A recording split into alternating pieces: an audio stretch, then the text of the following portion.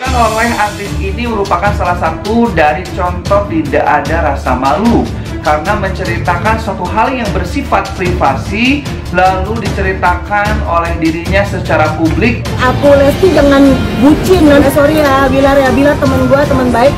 Tapi Bilar kalau nggak suka sama Lesti, menurut gue sih tuh cari yang cakepan dah gitu. Ya Lesti mungkin nggak terlalu cakep ya buat Bilar, tapi Lesti kan banyak duitnya. Akhir tuh Bilar kalau nggak suka sama Lesti bilang lah, jangan pura-pura suka. Karena gue lihat dari gue bisa lihat orang matanya nggak suka dia sama Lesti gitu.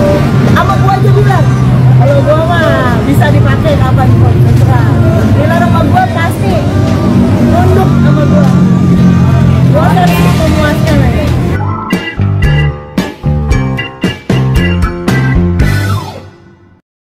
Oke, sebelum tonton video ini, jangan lupa untuk like, share videonya, serta subscribe channel Adam History, karena subscribe itu gratis. Assalamualaikum warahmatullahi wabarakatuh. Sahabat netizen yang beriman, kembali lagi bersama saya, Adam Ilyasin di Adam History di MHDB, mencari hikmah dalam berita. Pada kesempatan kali ini, saya akan membawakan mengenai pentingnya rasa malu. Ini berkaitan dengan seorang artis yang dengan terang-terangan menceritakan tentang kehidupan Lesti Kejora dan Rizky Bilar. Bahkan terkesan tidak tahu malu.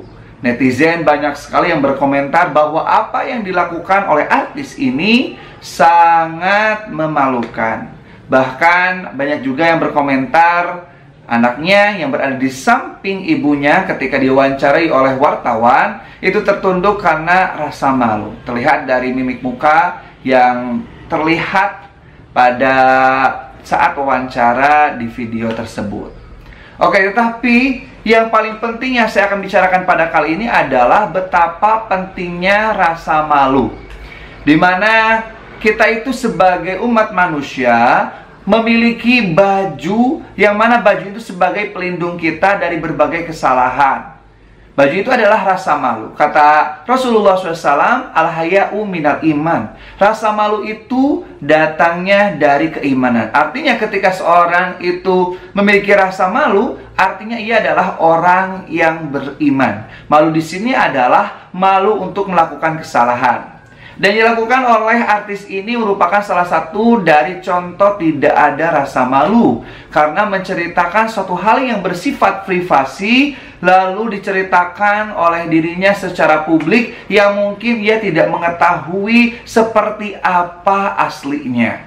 Dikatakan Lesti itu bucin, dikatakan Lesti itu kurang cakep, dikatakan Bilar itu cuman ingin hartanya Lesti aja. Lalu bercerita tentang kepuasan, servisnya lebih baik daripada servis yang dilakukan oleh Lesti.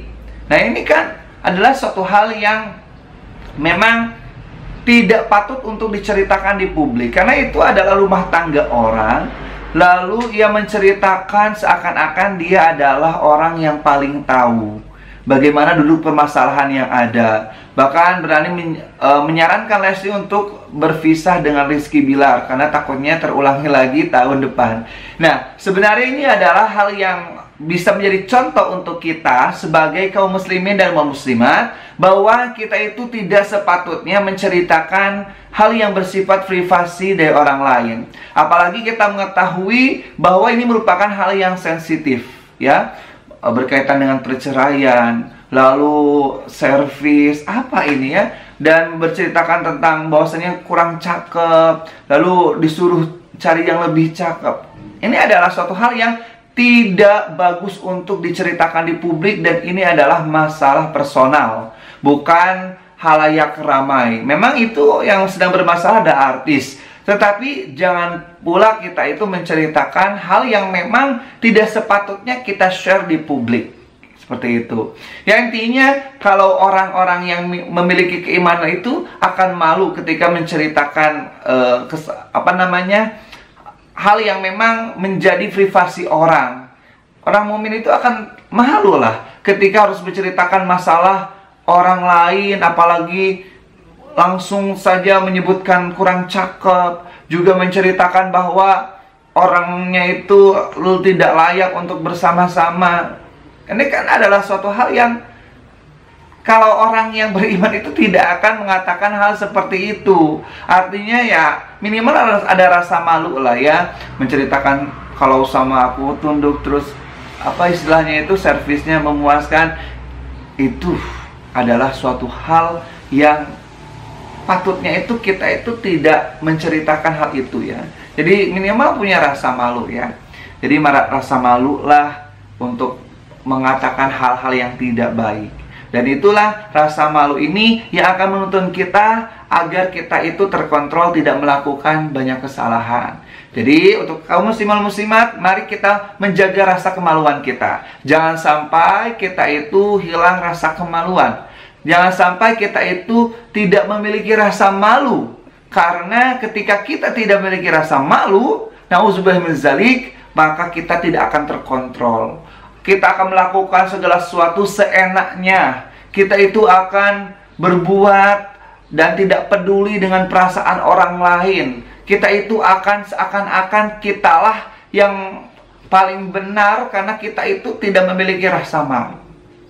Ya memang rasa malu itu, saya perlu informasikan juga bahwa rasa malu dalam Islam itu ada dua ya. Ada malu yang disebut dengan al-haya dan ada malu atau takut yang namanya al-jaban ya. Nah, rasa malu yang dipuji adalah al-haya, artinya rasa malu untuk melakukan kesalahan, untuk membicarakan orang lain, untuk berbuat dosa. Itu al-haya dan itu terpuji dalam Islam. Ada juga jaban. Jaban itu adalah rasa malu atau takut untuk melakukan kebaikan. Nah, kalau jaban itu merupakan suatu hal yang jelek, yang terlarang, dan kita selalu berdoa kepada Allah Subhanahu wa taala, Allahumma inni a'udzubika minal jabani. Ya, kita berdoa, Allah ya Allah, semoga aku dijauhkan dari sifat penakut untuk melakukan kebaikan. Itu jaban.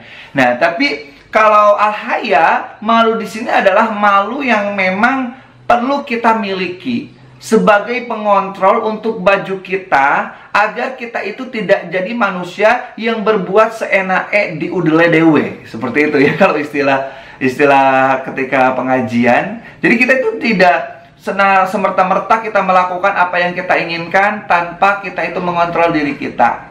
Itu pentingnya mengapa kita harus memiliki rasa malu. Ya, itu juga bukan hal yang patut kita tiru ya. Jadi untuk para pemirsa, sahabat sekalian, kita jangan sampai menirukan apa yang dilakukan oleh orang tersebut. Ya, kita cukup aja untuk jadikan itu adalah sebuah contoh, merupakan hal yang kurang baik, dan kita tidak boleh mengikuti hal tersebut.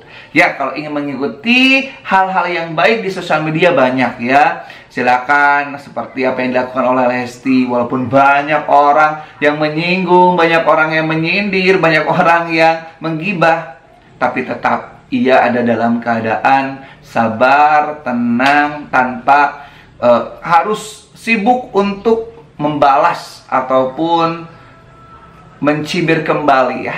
Tapi alhamdulillahnya ya seperti itulah salah satu dari contoh yang harus kita contoh ya. Ketika ada api, kita balas dengan air. Karena percuma kalau kita ingin memadamkan api tapi kita malah mengkobarkan api lagi, yang ada itu apinya akan semakin besar, bukan apinya yang semakin kecil. Nah, seperti itu. Untuk sahabat, mungkin itu yang bisa saya sampaikan. Jangan lupa untuk bantu channel ini dengan cara like dan share videonya, serta subscribe channel Adam History. Sekian, billahi taufiq wal hidayah, wal afu minkum. Wassalamualaikum warahmatullahi wabarakatuh. Menurut aku, Lesti jangan bucin, nanti kayak gua 3 miliar hilang. Lesti mendingan ceraiin aja, nanti itu kalau kayak begitu tahun depan akan begitu lagi, tahun depan akan begitu lagi. Ya sorry ya Bilar teman gua, teman baik, tapi Bilar kalau nggak suka sama Lesti, menurut gua sih tuh cari yang cakepan dah gitu. Ya Lesti mungkin nggak terlalu cakep ya buat Bilar, tapi Lesti kan banyak duitnya, hati-hati sama duitnya gitu, karena duit itu nggak ada sayapnya. Jadi cewek jangan bucin, bukan cuma Bilar doang, cowok cakep di muka bumi, ntar gue cari Leslie yang baik, yang tulus, menerima lu apa adanya gitu. Bilar kalau nggak suka sama Leslie, bilang lah, jangan